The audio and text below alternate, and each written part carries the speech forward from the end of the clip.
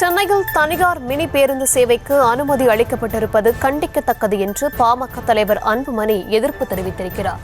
விவரங்களை தர இருக்கிறார் செய்தியாளர் ராஜேஷ். விவரங்களை வழங்கலாம். வணக்கம்.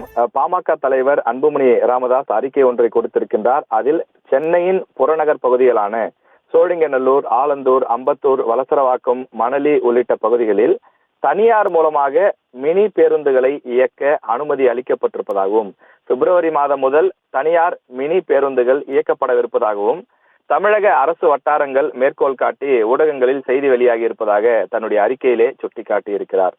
கடந்த காலங்களில் இல்லாத வகையில் சென்னையில் தனியார் மினி பேருந்து சேவைக்கு அனுமதி அளிக்கப்பட்டிருப்பது கண்டிக்கத்தக்கது எனவும் அவர் குறிப்பிட்டிருக்கிறார். ஏற்கனவே பாமக சார்பில் போக்குவரத்து படிப்படியாக தனியார் மயமாகி வருவதாகவும், தொடர்ந்து பேருந்து துறையானது நஷ்டத்தில் இயங்கி வருவதாகவும் கண்டனம் தெரிவிக்கப்பட்டிருந்தது. இந்த நிலையிலே ஒரு பத்திரிகை செய்தியை மேற்கோள் காட்டி தற்போது மினி பேருந்துகள் குறிப்பாக தனியாரிடமிருந்து எடுத்து ஓட்டுவதற்கு கடுமையான எதிர்ப்பு தெரிவிக்கப்பட்டிருக்கிறது. அதற்கான காரணங்களும் சுட்டிக்காட்டப்பட்டிருக்கிறது.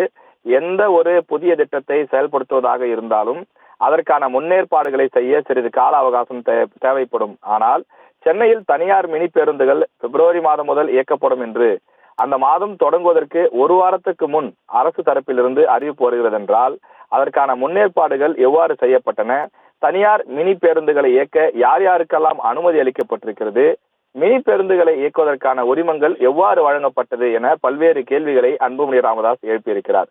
அதற்கான பொது அறிவிப்பு ஏதேனும் வெளியிடப்பட்டு விண்ணப்பங்கள் பெறப்பட்டனவா எனவும், இது போன்ற வினாக்கள் எழுகிறது எனவும், எனவே இது போன்ற தனியார் மயத்தை ஊக்குவிப்பது அரசு ஊழியர்களுக்கும் இளைஞர்களுக்கும் பெரும் பாதிப்பை ஏற்படுத்தும் என்ற வகையிலே பாமக சார்பில் அறிக்கை கொடுக்கப்பட்டுள்ளது.